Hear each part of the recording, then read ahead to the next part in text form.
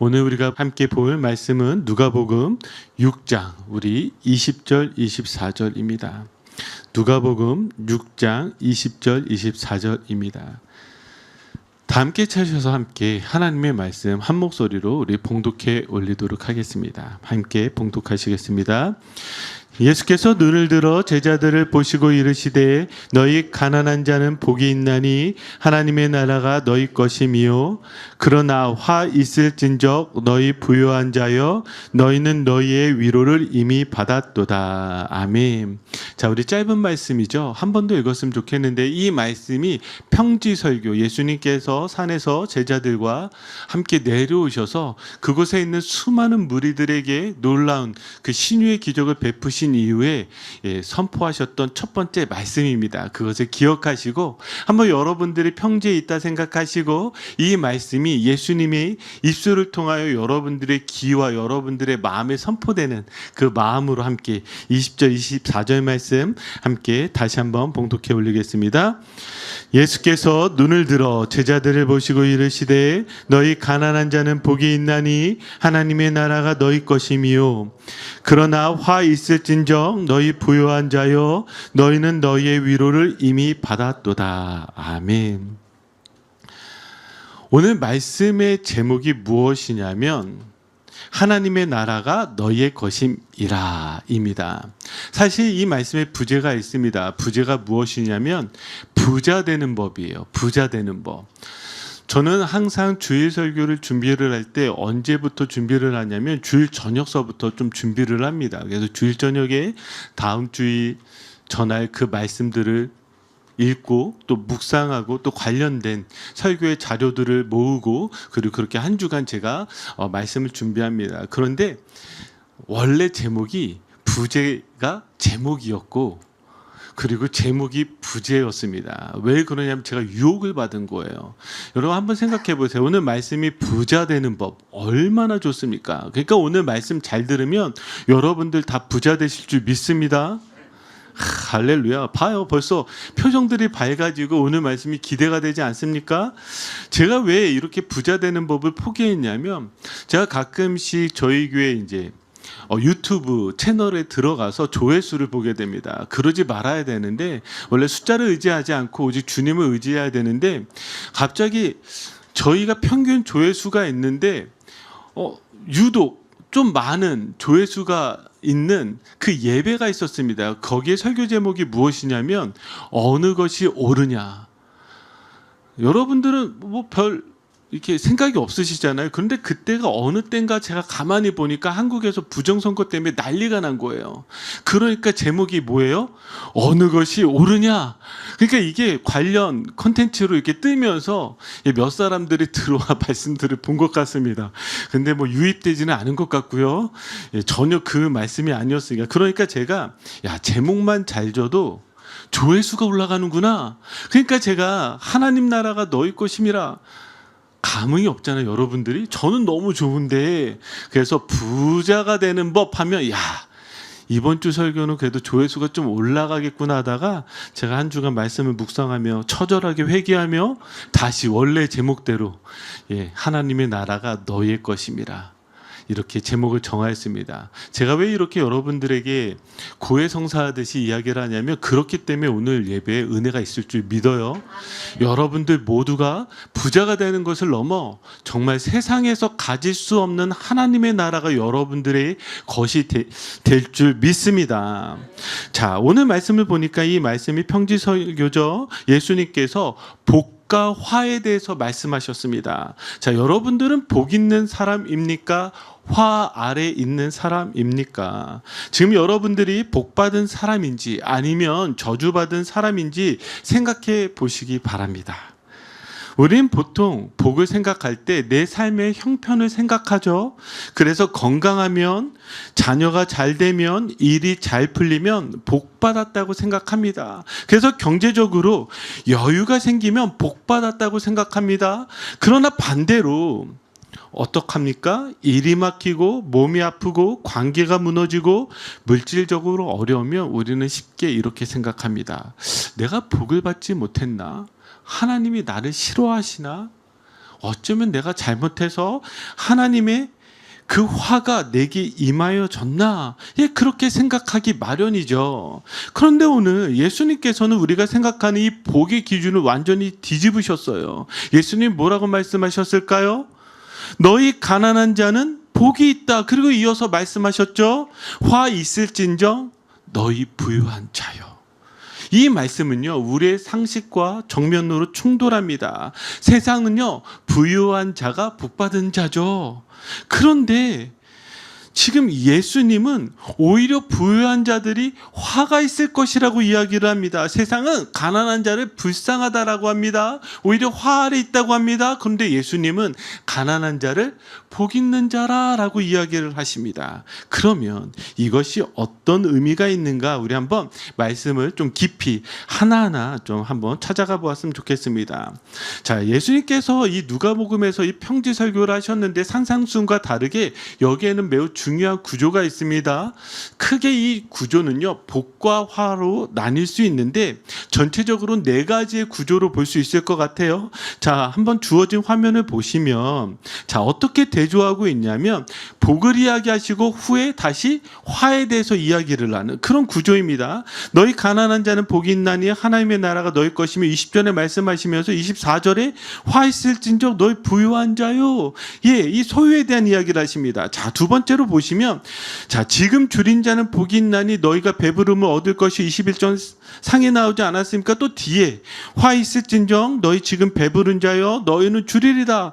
지금 우는 자는 복이 있나니 너희가 웃을 것이며 화 있을진정 너희 지금 웃는 자여. 자, 이런 식으로 지금 복과 화를 대조하고 있죠. 그뿐만이 아니라 22절 26절도 인자로 말미암아 사람들이 너희를 미워하며 멀리하고 욕하고 너희 이름을 악하다 하여 버릴 때는 너희에게 복이 있도다. 그러면서 무엇이라고요? 모든 사람이 너희를 칭찬하며 화가 있도다. 자, 예수님이 지금 이렇게 복과 화를 대조적으로 말씀하시는 이유는 단순히 복받아라, 똑바로 살아라, 뭐 그런 의미도 있겠지만 지금 이렇게 말씀하시는 이유가 있어요. 자, 우리가 지난 말씀들을 기억해 보면 예수님께서 지금 이 산 위에 올라가서 제자들을 세우시고 이들을 사도라 이렇게 칭하시는 이유가 있었죠. 이 장면이 어디로 연결이 되었었죠? 출애굽기요. 출애굽기, 그곳에서 하나님께서 이스라엘을 하나님의 백성으로 삼는 장면이요. 지금 그와 같이 예수님은 지금 이 복과 화의 이 말씀을 선포하시는 이유는 무엇이냐면, 지금 다시 우리를 어디로 끌고 가냐면 그 저 가나안 땅에 들어가기에 앞서서 하나님이 무엇을 선포하세요? 복과 화를 선포하세요. 바로 그 장면이에요. 자, 신명기 28장입니다. 자, 우리 한번 같이 신명기 28장 1절 2절 말씀 한번 같이 읽어보겠습니다. 내가 내 하나님 여호와의 말씀을 삼가 듣고 내가 오늘 내게 명령하는 그의 모든 명령을 지켜 행하면 내 하나님 여호와께서 너를 세계 모든 민족 위에 뛰어나게 하실 것이라. 내가 내 하나님 여호와의 말씀을 청종하면 이 모든 복이 내게 임하여 내게 이르리니. 아멘. 자, 하나님께서 이렇게 선포하세요. 무엇이라고요? 하나님의 말씀을 듣고 그 명령을 지켜 행하면 어떻게 하시겠다고요? 모든 복이 너희에게 임할 것이라고. 자, 그 복을 제가 그 다음 절들 쭉 한번 읽어드릴게요. 성읍에서도 복받고 들에서도 복받고 자녀와 토지의 소산과 심지어 짐승의 소와 양의 새끼까지도 복받고 나가되 강주리와 떡반죽 그릇이 복받고, 예, 여기에서 끝나는 것이 아니라 들어와도 복받고 나가도 복받고 내 손으로 하는 모든 일에 복받을 것이라고 하셨어요. 놀랍지 않으십니까? 그냥 복받는다 이렇게 선포하신 것이 아니라 하나님이 구체적으로 어떻게 복받을지 이야기를 해요. 그 중에 최고의 복은 어떤 복이에요? 들어가도 복받고 나가도 복받는 거예요. 이게 영어로 무엇이죠? 인앤아웃이죠.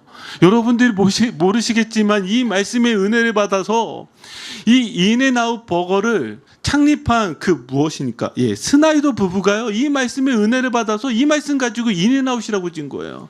제가 이걸 알았더라면 저희 교회 이름이 더 라이트, 빛의 교회, 어렵잖아요. 이게 아니라 인앤아웃 교회였으면 대박 났을 텐데, 그죠? 예, 그런 마음으로 인앤아웃 버거를 지은 거예요. 저는 오늘 이 말씀을 듣는 여러분들이 어떤 복?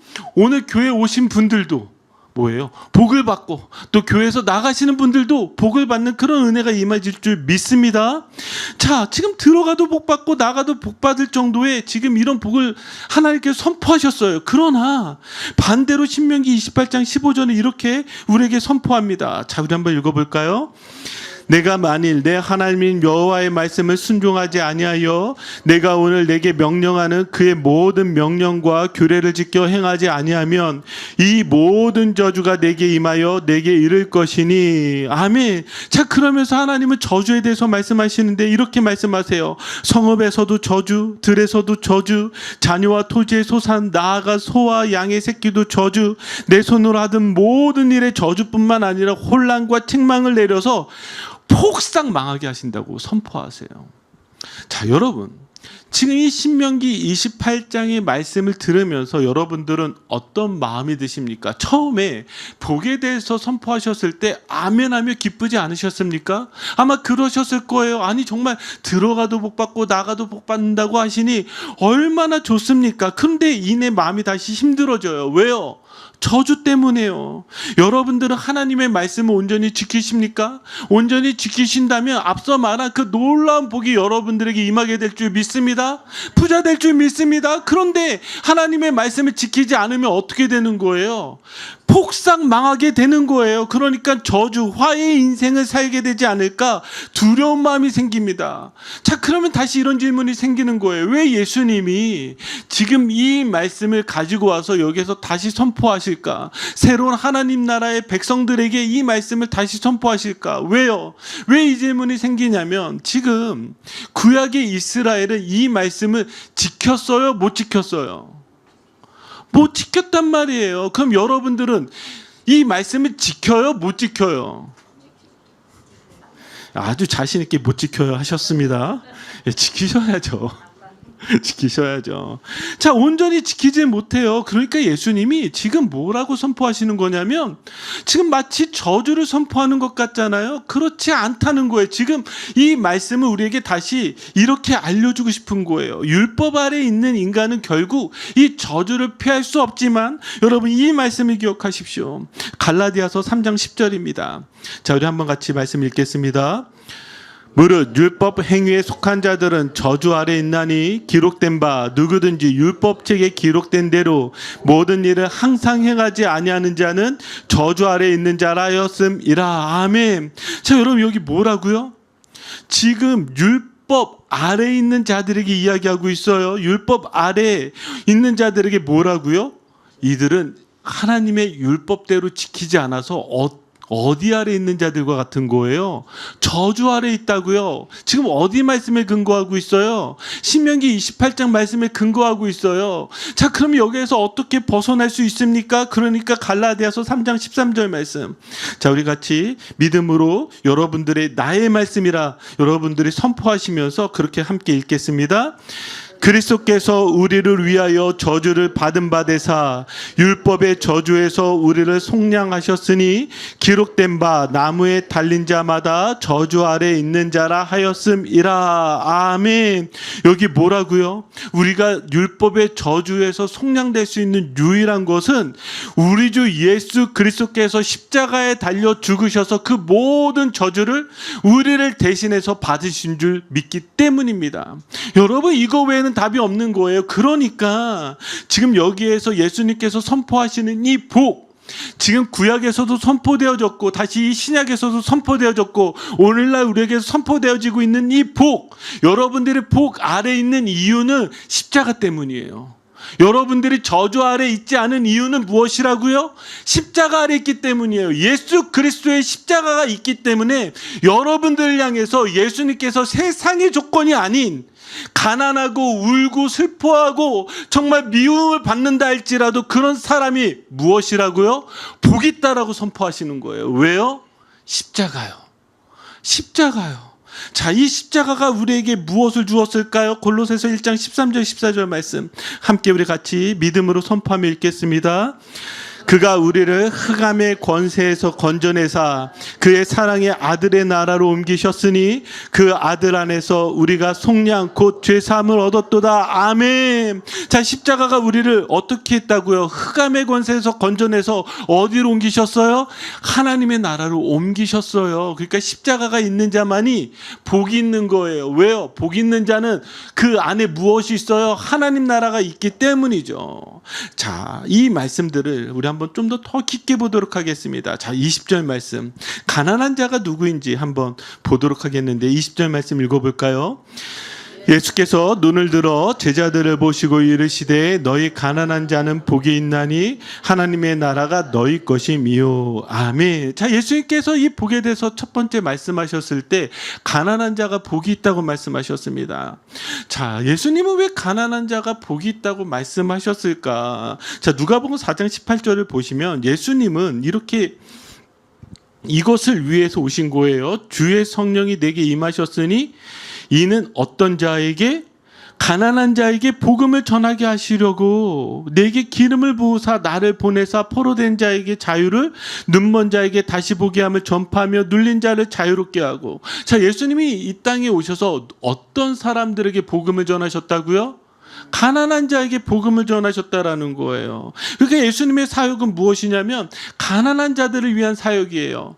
자, 그러면 여기 우리 질문이 정말 아주 본질적인 질문이 하나 생깁니다. 제가 한번 여러분들한테 물어볼게요. 여러분 가난하세요? 부자세요? 가난하구나. 저에겐 부자가 한 명도 없나? 부자 한번 자신 있게 손 드세요. 괜찮아요. 밥 사달라고 얘기 안 할게요. 어떻게 저에겐 부자가 한 명도 없죠? 다 가난하기 때문에 오늘 말씀이 좋으신가 봐요. 아, 드디어 나를 위한 말씀이구나.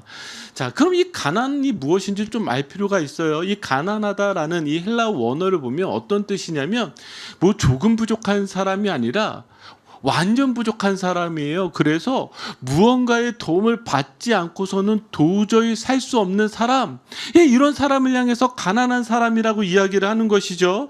자, 이걸 우리가 잘 이해할 필요가 있는데 왜 이해할 필요가 있냐면, 자, 이걸 좀 더 깊게 설명할게요.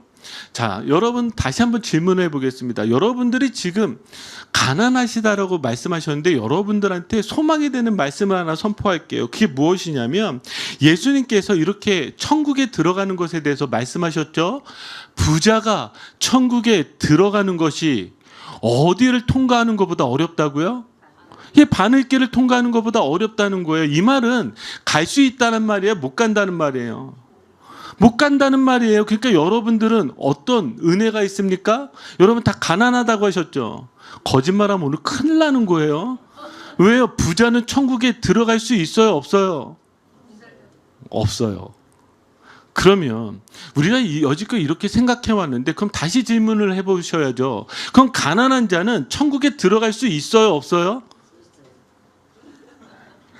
뭐 왔다 갔다 하시네요. 자, 지금 이 말씀만 가지면 여러분 가난하시니까 다 천국에 들어갈 수 있잖아요. 근데 문제가 있습니다. 여러분들이 이 안에 좀 괴로움이 있는 건 무엇이냐면 가난 자체가 사람을 구원하지 않는다는 것을 알아요. 왜냐하면 가난하다고 여러분 하나님 원망 안 합니까? 가난하니까 하나님 원망 더 하잖아요. 원망 많이 하시나 봐요. 누가 끄덕끄덕 원망 많이 하잖아요. 하나님은 원망 많이 하기도 하고요. 가난하니까요 탐욕에 더 사로잡혀요. 맨날 돈 생각밖에 해요. 어디 돈벼락 안 떨어지나 돈벼락 안 떨어지나. 이런 사람들 가난하니까 그렇잖아요. 가난하니까 사실은 우리 마음 가운데 더 어렵단 말이죠. 그러면 여기에 이 가난한 자가 복이 있다라고 했을 때 이 가난이 뭔지를 우리가 정확하게 알 필요가 있어요. 자, 이 가난이 뭐라고 제가 아까 헬라어 원어를 설명해 드렸죠. 조금 부족한 게 아니라 완전히 없어서 무언가의 도움을 받지 않고서는 의지하지 않고서는 도저히 살 수 없는 사람이에요. 그럼 이걸 가지고 한번 이 질문에 이 말씀을 한번 보도록 할까요? 시편 40편 17편 시편 86편 1절인데 자, 이건 누가 고백하고 있는 것일까요? 다윗이에요. 나는 가난하고 궁핍하오나. 자, 시편 86편 1절에도 나는 가난하고 궁핍하오니. 여러분 지금 부자가 망해도 몇 년은 괜찮다고요? 3년 괜찮대요. 여기 왕이잖아요. 완전 쫄딱 아직 망하지도 않았어요. 물론 망하긴 했지만 완전 쫄딱 망하지도 않았어요. 여러분 여기서 다윗보다 잘 사는 사람 있습니까? 다윗이 지금 이렇게 이야기하는 게 속으로 이렇게 생각하시면 가증스러워. 그렇잖아요. 왕이잖아요. 무슨 왕이 가난하고 궁핍해. 아니 그래도 뭐 그만하라도 금덩이 하나라도 챙겨 나왔겠지. 아유 자기가 소유한 그 옷을 팔아도 얼만데. 여러분 이런 생각들 하지 않습니까? 근데 다윗이 지금 여기 하나님을 향해서 뭐라고 표현하고 있냐면 가난하고 궁핍하대요. 그러면 하나님 보실 때 너는 가난하지 않도다. 지금 이렇게 표현하시는 게 아니잖아요.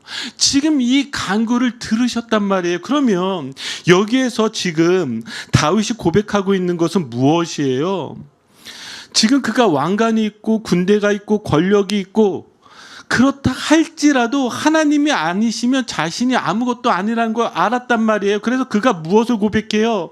단순한 물질적 빈곤을 넘어서 스스로의 힘으로는 이 위기를 결코 벗어날 수 없는 영적, 육체적인 절대 무력함의 상태를 의미하는 거예요.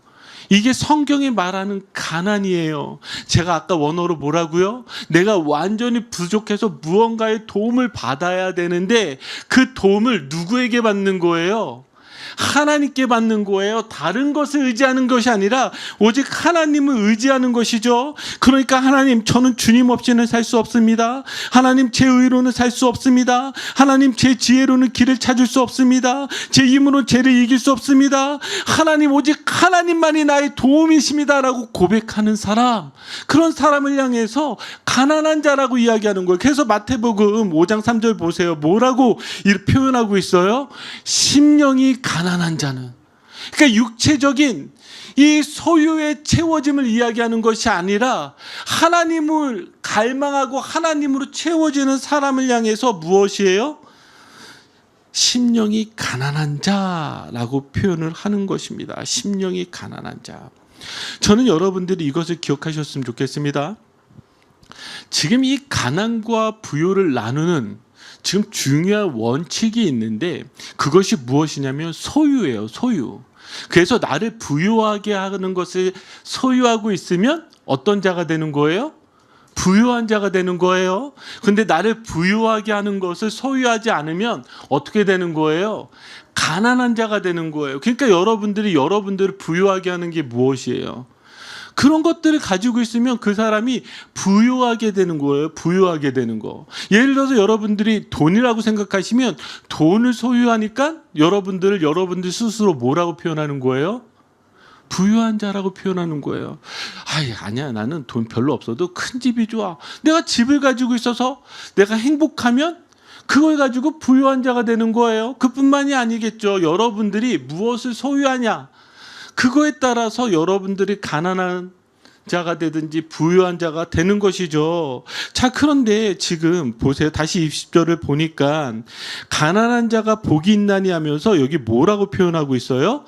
하나님의 나라가 너희 것이며, 지금 너희가 지금 가난해도 복이 있는 이유가 있는데 그 이유가 무엇이라고요? 하나님 나라를 소유했기 때문이에요. 다른 이유가 아니라 하나님 나라를 소유했기 때문이라고 말씀하시는 것이죠. 자, 그래서 누가복음 17장 20절 21절 말씀 한번 볼까요? 자, 우리 같이 읽겠습니다. 바리새인들이 하나님의 나라가 어느 때에 임하나이까 묻거늘 예수께서 대답하여 이르시되 하나님 나라는 볼 수 있게 임하는 것이 아니요 또 여기 있다 저기 있다고도 못하리니 하나님의 나라는 너희 안에 있느니라. 아멘. 여러분, 우리가 미래적으로도 완성돼 그 하나님 나라를 기다리고 또 가게 되겠지만 예수님 지금 뭐라고 말씀하셨어요? 하나님 나라가 어디 있어요? 예, 너희 안에 있느니라. 자, 우리 옆사람 보시면서 이렇게 말씀하실까요? 당신 안에 하나님 나라가 있습니다. 제가 두 눈으로 똑바로 보았습니다. 예, 지금 정말 보이세요? 하나님의 나라가. 또 제가 이렇게 표현했다고 속으로 아이고 제 옆사람은 하나도 안 보이던데요. 예, 그럴 수 있습니다. 왜 그럴 수 있느냐? 여러분, 하나님 나라를 소유한다는 건 무엇이에요? 내가 하나님 나라의 다스림을 받는다는 거예요. 무슨 말이냐? 왜 예수님이 지금 이 가난이라는 단어를 우리에게 항상 첫 번째로 복에 대해서 이야기를 하시냐면, 여러분, 돈을 소유한 사람, 그래서 내가 부유하다고 생각하는 사람은 무엇의 다스림을 받는 거예요? 돈의 다스림을 받는 거예요. 집이라고 생각한 사람 집이고요. 자녀라고 생각한 사람 자녀이고요. 남편이라고 생각한 사람 남편이고요. 직장이라고 생각하면 직장이고요. 명예라고 생각하면 명예고요. 권력이라고 생각하면 권력이고요. 다 내가 무엇을 소유해서 그것을 가지고 행복하냐에 따라서 그것의 다스림을 받는 것이죠. 그런데 지금 예수님께서 우리에게 무엇을 말씀하시냐면, 예수 그리스도의 십자가로 우리에게 무엇을 주셨냐면 하나님 나라를 주셨다고요. 하나님 나라가 이루어졌다고. 그러면 우리는 무엇의 다스림을 받아야 돼요? 하나님 나라의 다스림, 즉 예수 그리스도의 다스림을 받는 사람, 말씀의 다스림을 받는 사람이 되어줘야 되는 것이죠. 그러니까 전에는 내가 왕이었습니다. 전에는 돈이 왕이었습니다. 전에는 성공이 왕이었습니다. 전에는 사람들의 인정이 왕이었습니다. 전에는 내 자존심이 왕이었습니다. 그런데 예수님이 오시면 그 왕자가 바뀌게 되는 거예요. 예수님께서 왕이 되세요. 예수님께서 왕이 되시니까 복의 기준이 바뀌는 거예요. 그러니까 전에는 많이 가지는 것이 복이었다면 이제는 주님께 속한 것이 복입니다. 전에는 높아지는 것이 복이었다면 이제는 주님 앞에 낮아지는 것이 복입니다. 전에는 내 뜻대로 이루어지는 것이 복이라면 이제는 하나님의 뜻이 이루어지는 것이 복입니다. 전에는 세상에서 인정받는 것이 복이라면 이제는 하나님께 기억되는 것이 복이란 말이죠. 그래서 가난한 자가 복이 있다라는 말입니다. 저는 이 말씀을 묵상하면서 내내 저의 마음 가운데 떠올리게 했던 사람이 누구냐면 베드로예요. 베드로. 자, 예수님이 베드로를 찾아가셨던 그날을 기억하십니까? 자, 예수님께서 베드로에게 저 깊은 데로 가서 그물을 내리라고 말씀을 하시죠. 자, 그러니까 거기에 어떤 일이 일어나요? 그물이 찢어질 정도로 물고기가 잡히는 놀라운 기적이 일어납니다. 자, 그런데 그때 자, 베드로가 무엇을 고백하죠? 주님 감사합니다라고 고백하지 않았죠. 누가복음 5장 8절을 보니까 시몬 베드로가 이를 보고 예수의 무릎 앞에 엎드려 이르되 뭐라고요? 주여 나를 떠나소서 나는 죄인이로소이다 하니. 지금 베드로 안에 하나님의 나라가 이루어졌어요. 하나님의 나라가요. 예수 그리스도를 만났단 말이에요. 예수 그리스도의 기적을 경험했단 말이에요. 그런데 그가 고백하고 있는 건 무엇이냐면 나는 죄인입니다. 주님 나를 떠나시옵소서. 지금 물질적으로 베드로가 부족했나요? 아니요. 실패했던 베드로에게 예수님이 그물이 찢어질 정도로 많은 물고기를 낚게 하셨어요. 그거라면 내가 한 달 더 잘 살 수 있단 말이에요. 괜찮단 말이에요. 그 정도면 내가 이제 좀 쉬어도 된단 말이에요. 얼마나 복이에요. 그런데 베드로가 고백하고 있는 게 뭔 줄 아세요? 저 많은 물고기가 지금 내 인생에 중요한 것이 아니라는 걸 깨닫게 되는 거예요. 그러니까 뭐라고요? 주여 나를 떠나서도 나는 죄인으로서. 저는 이 고백이 반대로 어떤 고백이 되냐면 정말 베드로가 주님 나를 떠나소서. 그래서 제 근처에 조금도 오지 말고 저 멀리에만 계십시오. 지금 이런 고백이 아니잖아요. 이거는 어떤 표현이냐면 주님 나는 주님 없이는 도저히 살 수 없는 그런 죄인입니다를 반어적으로 지금 표현하고 있는 거라. 뭐라고요? 주님 나는 주님 없이는 도저히 살 수 없는, 주님이 아니고서는 구원받을 수 없는 죄인입니다가 되는 거예요. 그러니까 이전에 그의 소유는 무엇이요? 물고기였단 말이에요. 물고기가 자신의 인생을 다스리는, 그 죄물이 자신의 인생을 다스리는, 그런데 그 물고기가 있고 죄물이 있다 할지라도 이제는 그것이 더 이상 자신을 다스릴 수 있는 것이 아니라 오직 누구만이 자신을 다스릴 수 있음을 고백하고 있는 거예요. 우리 주 예수 그리스도밖에 없다는 거예요. 여러분들에게 이런 은혜가 임하게 될 줄 믿습니다. 그런 은혜가 이미 있는 줄 믿습니다. 자, 이제 24절을 볼까요? 자, 24절 말씀 우리 함께 읽겠습니다. 그러나 화 있을진정 너희 부유한 자여 너희는 너희의 위로를 이미 받았도다. 아멘. 자, 여기 부유한 자에 대해서 지금 경고하고 있죠. 자, 이 부유한 자가 단순히 돈이 많은 사람을 의미하지 않는다라는 것을 여러분들에게 말씀하셨습니다. 그런데 그럼에도 불구하고 여러분, 이 부유함에 대해서 정확하게 이해할 필요가 있습니다. 여기 성경에서 말하고 있는 지금 부유한 자에 대해서 무엇을 경고하고 있는가? 그러니까 아까 부자인데도 손 안 든 몇 사람 있죠. 하여튼 저는 저보다 돈이 많으면 다 부자라고 생각하기 때문에 그런 사람들 지금 마음이 찔림을 받으면서 지금 이 말씀 한번 읽으셔야 돼요. 누가복음 12장을 보면은요, 부자에 대해서, 부유한 자에 대해서 나오는데 그 앞에 수식어가 붙습니다. 어리석은 부자. 자, 누가복음 12장 19절 우리 같이 읽겠습니다. 또 내가 내 영혼에게 이르되 영혼아 여러 해 쓸 물건을 많이 쌓아두었으니 평안히 쉬고 먹고 마시고 즐거워하자 하리라 하되. 아멘. 자, 지금 부자가 뭐라고 이야기하고 있어요? 영혼에게 이야기하고 있어요. 영혼에게 무엇이라고 이야기하고 있습니까? 영혼아 여러 해 쓸 물건을 많이 쌓아두었으니 뭐하자? 쉬고 먹고 마시고 즐거워하자.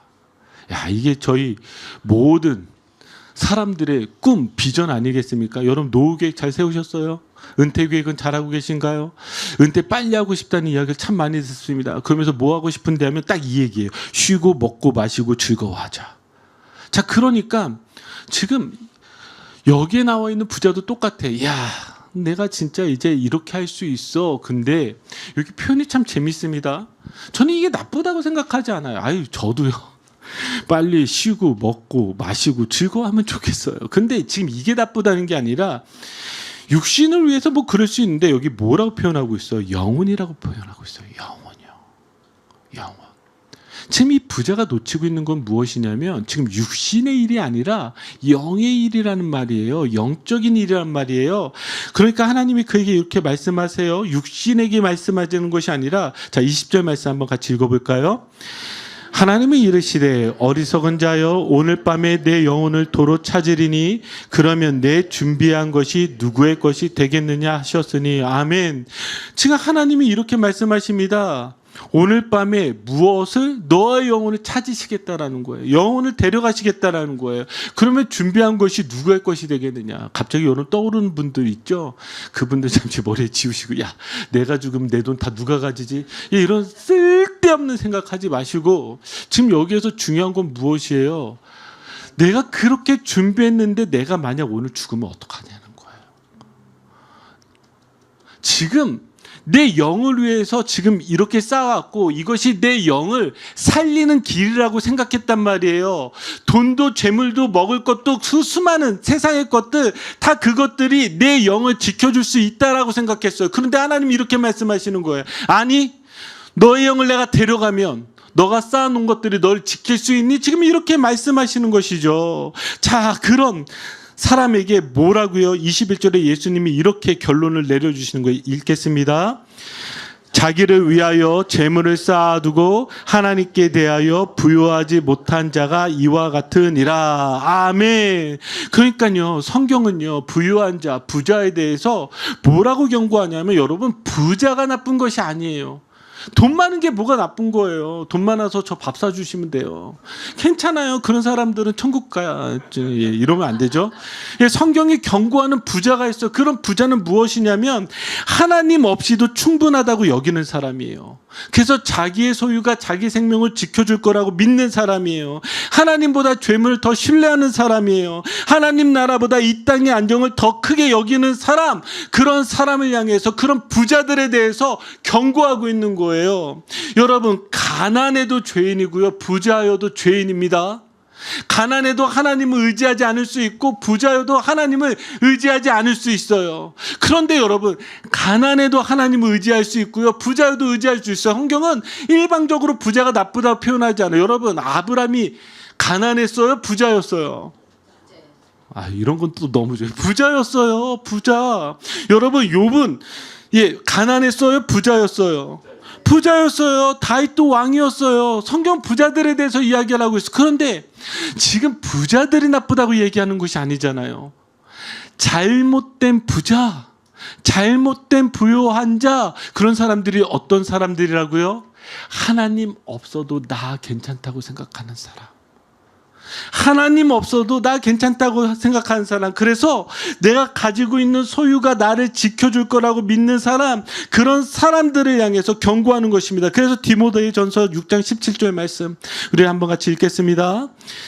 내가 이 세대에서 부한 자들을 명하여 마음을 높이지 말고 정함이 없는 재물에 소망을 두지 말고 오직 우리에게 모든 것을 후히 주사 누리게 하시는 하나님께 두며. 아멘. 그래서 이 세대 부한 자들에게 뭐라고요? 이렇게 명하였습니다. 마음을 높이지 말고 정함이 없는 재물에 소망을 두지 마라. 정함이 없다는 거예요. 언제든지 사라질 수 있는 것이라는 것이죠. 하지만 어디에 소망을 두라는 것이죠? 오직 우리에게 모든 것을 후히 주사 누리게 하시는 하나님께 두어야 되는 줄 믿습니다. 그러니까요, 여러분, 이게 복인 거예요. 그리고 이것이 사라지면 이게 화인 거예요. 자, 또한 부유한 자에게 이렇게 말씀하셨죠. 자, 뭐라고 말씀하셨냐면 너희는 너희의 위로를 이미 받았도다. 자, 이미 받았다라는 것은 무엇입니까? 그것으로 끝났다는 것입니다. 그러면 그 사람은 어떤 사람이 됩니까? 내가 돈을 의지해서 돈을 붙잡고 사는 사람은 이미 돈으로 위로를 받은 거예요. 그렇잖아요. 내가 소유하고 내가 붙잡고 내가 의지하는 것을 통해서 이미 받았습니다. 자, 저는 여기에서 여러분들이 정말 놓치지 말아야 되는 한 가지가 있는데, 이 말씀이 우리에게 두려움으로 다가오지만 우리에게 사실은 위로가 필요해요. 저도요, 누군가가 위로를 해주는 걸 통해서 힘을 얻고요, 때로는 정말 하늘에서 주시는 정말 만나와 같은 은혜가 있을 때마다 위로를 얻고요. 예, 그런 위로를 구하는 것이 사람입니다. 그런데 하나님이 우리에게 말씀하시는 부분이 무엇이냐면 그게 최종적인 위로가 아니라는 거예요. 내가 붙들어야 되는 것은 무엇이냐면 지금 여기에서 이미 누리는 그 위로가 아니라 우리에게 최종적인 위로가 있다라는 거예요. 이 땅의 위로를 너무 최종적인 위로처럼 붙들지 마시기를 정말 주님의 이름으로 축복합니다. 왜냐하면 자칫 잘못하면 그게 우상이 될 수 있어요. 여러분들이 기도했어요. 정말 그래서 정말 놀랍도록 하늘에서 돈벼락이 떨어졌어요. 돈벼락을 받았단 말이에요. 얼마나 기뻐요. 그러니까 내가 위로받고 간증하며 다녔어요. 하나님이 기도했더니 하늘에서 돈벼락을 내어주셨더라. 나는 부자 되었습니다. 얼마나 여러분 간증하면 놀랍지 않습니까? 이런 성도가 우리 교회도 한번 나와야 되죠.